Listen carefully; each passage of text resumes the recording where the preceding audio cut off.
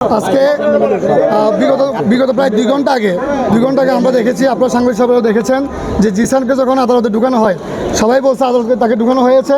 পরে যখন বিভিন্ন মাধ্যমে আমরা সবাইকে জিজ্ঞাসাবাদ করেছি এবং আপনারাও জিজ্ঞাসাবাদ করছেন আসামি কোথায়, ওনার কোনো ধরনের সদুত্তর দেন নাই।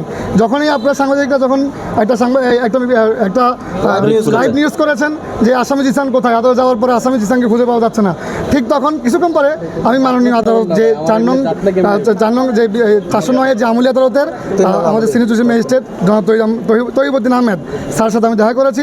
দেখা করে স্যার আমাকে নিশ্চিত করেছেন যে আসামিকে আমার কাছে উপস্থাপন করা হবে, এটা ওপেন প্রশ্নে হবে। তখন স্যারকে আমি বললাম, স্যার আসামিকে কিন্তু আদালতে আনা হয়েছে, এখনও প্রডিউস করা হয়নি। তো স্যারের নির্দেশেই আসামিকে আদালতে প্রডিউস করা হয়েছে এবং আপনাদের লাইভের কারণেই আসামিকে তড়িঘড়ি করে আদালতে প্রডিউস করা হয়েছে। আদালতে প্রডিউস করার পরে ওপেন কোর্টে মাননীয় আদালত ওনাকে দেখছেন, এক্সামিন করেছেন। এক্সামিন করে ওনার বিরুদ্ধে গ্রেপ্তারি পরোয়ানার যে ইয়েটা ছিল সেটা প্রেয়ার দিয়েছেন, সেটা ওনাকে গ্রেপ্তার দেখিয়ে সিডব্লিউ মূলে জেলাতে প্রেরণ করেছেন। সেখানে কোনো রিমান্ড পেয়ার ছিল না বা কিংবা কোনো পিটিশন ছিল না। আমরা 2টা পিটিশন দিয়েছি। একটা হলো পিটিশন দেওয়ার জন্য বলেছি, তখন মাননীয় বলেছেন ওকালতনামা লাগবে। ওকালতনামার ব্যাপারে একটা কথা বলি, আসামিকে কাস্টডিতে না নিলে আমরা ওকালতনামা নিতে পারবো না, কিন্তু আসামিকে কাস্টডিতে না নিয়ে সরাসরি ওনারা চলে গেছেন কোথায়, কারাগারে চলে গেছেন। এই ক্ষেত্রে আমি ওনার থেকে কোনো ধরনের ওকালতনামা সংগ্রহ করতে পারি নাই, এটা এক ধরনের আইনগতভাবে ব্যর্থ হয়েছে।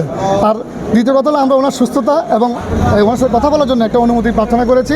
আমরা পিটিশন দিয়েছি, এগুলো শুনানি হবে, পর্যায়ক্রমে শুনানি হবে না, তাই জন্য আমরা পিটিশন দিলে ওকালতনামা সহকারে ডেট ফিক্সড হবে। আরেকটা বিষয়, এটা হচ্ছে আমরা যখন বিজ্ঞ আদালতে পিটিশন দিয়েছি যে আসামির দীর্ঘদিন সেই ঘুম ছিল, সেই শারীরিক অবস্থা খুবই খারাপ, পাশাপাশি তার সাথে পরিবার কিংবা বিজ্ঞ আইনজীবীর কোনো সাক্ষাৎ করতে দেয়নি প্রশাসন। সেজন্য আমরা বিজ্ঞ আদালতের নজরে এনে আমরা 2টা পিটিশন দিয়েছি। একটা হচ্ছে তার সাথে সরাসরি সাক্ষাৎ করার জন্য, আর একটা হচ্ছে তার শারীরিক অবস্থা বিবেচনায় তাকে কারা অভ্যন্তরীণে কারা হাসপাতালে রাখার জন্য। মাত্র 30% টাকায় জমির মালিক হয়ে নতুন বাংলাদেশের গড়ে তোলার স্বপ্ন দেখা বাংলা বসতি। বিজ্ঞ আদালত বলেছেন যেহেতু আমাদের ওকালতনামা নেই, আমরা এই পিটিশনগুলো দিয়েছি, ক্যাপ্টেনদের রেকর্ডে থাকবে, ওকালতনামা প্রাপ্তির সাপেক্ষে এটার উপরে আদেশ দিবেন। আমরা আশ্বস্ত হয়ে আমরা নিচে এসেছি, আসামিকে আইন অনুযায়ী কাস্টডিতে নিয়ে যাবে। আমরা সেখানে ওকালতনামা দিয়ে আমরা আজকেই আমরা অর্ডারগুলো নিয়ে আমরা কারা দপ্তরে পাঠাবো। কিন্তু দুর্ভাগ্যের বিষয়, পরিতাপের বিষয় হচ্ছে আসামিকে আমাদের চোখের সামনেই এবং আপনারা যারা মিডিয়া ভাইয়েরা আছেন আপনাদের সামনেই খুব তড়িঘড়ি করে কাস্টডিতে না দিয়ে, আমাদেরকে আইনগত সুযোগ না দিয়ে, ওকালতনামায় স্বাক্ষর প্রদান করার সুযোগ না দিয়ে, কোনো কথাবার্তা বলতে না দিয়ে সরাসরি এই কারাগারে নিয়ে গেছেন। তো এটা একটা এখানেও আইনের ব্যর্থ হয়েছে আমি মনে করি।